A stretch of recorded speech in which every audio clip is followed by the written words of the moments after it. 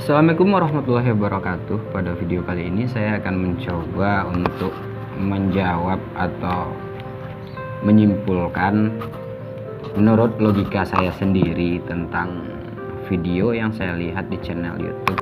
Di sini saya akan coba menjawabnya dengan logika saya dan akal sehat saya sebagai putra Minang. Bismillahirrahmanirrahim. Tapi emang ngeselin kalau Indonesia yang plural kayak gini terus dianggap cuma representasi satu agama doang. Apalagi kalau yang bersikap kayak gitu adalah seorang kepala daerah. Ini terjadi di Sumatera Barat baru-baru ini. Seorang gubernur sampai melayangkan surat kepada Kominfo untuk menutup sebuah aplikasi yang di dalamnya ada Injil atau Alkitab berbahasa Minang. Terus masalahnya di mana sih sebetulnya? Alkitab itu kan kitab sucinya orang Kristen. Nah, masalahnya di sini, Pak. Alkitab itu kan kitab sucinya orang Kristen. Sedangkan kami di Sumatera Barat beragama Islam. Bapak ini salah alamat. Nah, Bapak bertanya lagi masalahnya di mana? Ya, udah jelas-jelas salah ini, Pak. Coba Bapak aplikasi ini berbahasa daerah lain yang di sana memang membutuhkan aplikasi ini. Mungkin Bapak nggak salah. Waduh, ada-ada aja nih. Oke, kita lanjut, Pak. Kalau emang gubernurnya beragama Islam, ya nggak usah di-download aja tuh Alkitab, kan selesai. Memang kalau gubernurnya beragama Islam ya nggak usah download. Tapi kalau anak-anak kami sekarang yang saat ini ada di rumah, yang lagi belajar di rumah, harus punya smartphone sendiri. Anak-anak SD atau anak SMP yang rasa keingintahuannya sangat tinggi, mungkin tanpa kami ketahui, dia bisa download, dia bisa baca. Kalau kami orang dewasa, saya pribadi ya mungkin saya tidak akan download. Karena bisa merusak iman saya. Dan bisa... udahlah, Pak. Saya ini Islam, Pak. Kan nggak ada juga yang maksa lo untuk download. Emang nggak dipaksa sih untuk download. Cuman kalau anak-anak kami kayak mana? Apa Bapak bisa jamin kalau anak-anak kami tidak akan mendownloadnya? Loh, emang aplikasi ini gratis kok dan tersedia di smartphone seluruh Sumatera Barat. Bapak ini gimana sih, Pak? Apa betul-betul tujuan dari aplikasi ini diadakan untuk anak-anak kami yang lagi ada di rumah? Karena pandemi COVID harus di rumah dengan smartphone, tiba-tiba muncul aplikasi ini. Loh, apa benar nih, Pak? Untuk tujuannya anak-anak kami atau... Kedua, apa dengan Injil berbahasa Minang? Maka semua orang Minang yang agamanya Muslim itu akan terganggu keimanannya. Lalu download aja enggak, gimana mau keganggu? Pak, kalau kami orang dewasa, mungkin ada yang mengerti dan mungkin 90% mengerti berbahasa Indonesia kalau orang Minang ya. Tapi anak-anak kami yang usianya mungkin di bawah 11 atau 12 tahun ke bawah, mungkin belum fasih betul bahasa Indonesia. Dan kalau seandainya mereka download ini gimana, Pak? Berarti bisa membaca dia dong. Karena keseharian mereka berbahasa Minang dan ternyata di smartphone tersebut mereka menemukan salah satu aplikasi yang memang betul-betul full berbahasa Minang. Dan mereka menyerap apa yang ada di aplikasi tersebut.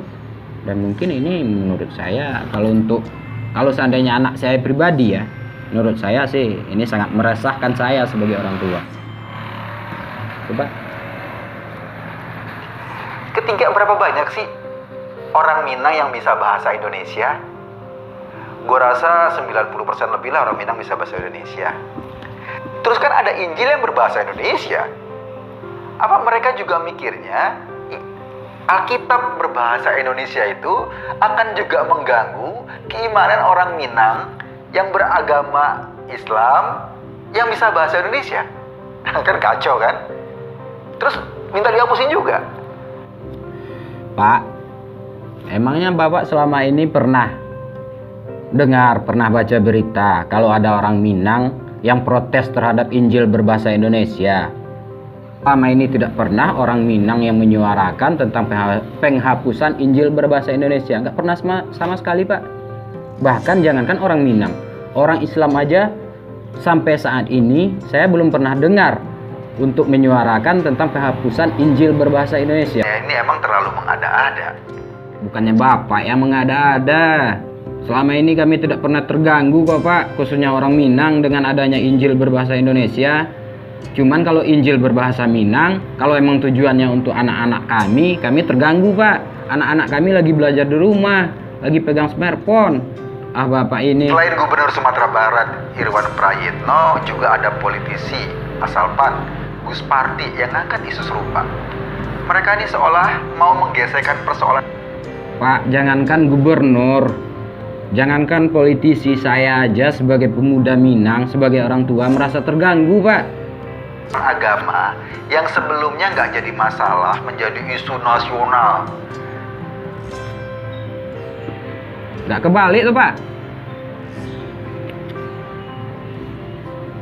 Yang ngelapor Gubernur Sumatera Barat, gubernur kami, yang merasa resah rakyatnya, masyarakat Sumatera Barat itu sendiri.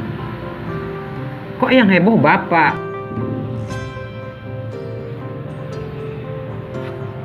Jika kita mau telusurin aja, Alkitab berbahasa Minang dalam bentuk PDF sudah ada sejak 1996. Bahkan dalam edisi cetaknya sudah hadir jauh sebelumnya. Artinya Alkitab itu dalam bahasa Minang dalam bentuk PDF tadi lahir dan sudah ada sebelum PKS sama PAN ada di Indonesia. Wah, ini udah masuk ke nama partai nih Pak. Aduh Bapak ini. Pak, kalau tahun 1996 sudah ada edisi cetak atau dicetak dalam PDF-nya. Kan waktu itu belum ada smartphone, Pak.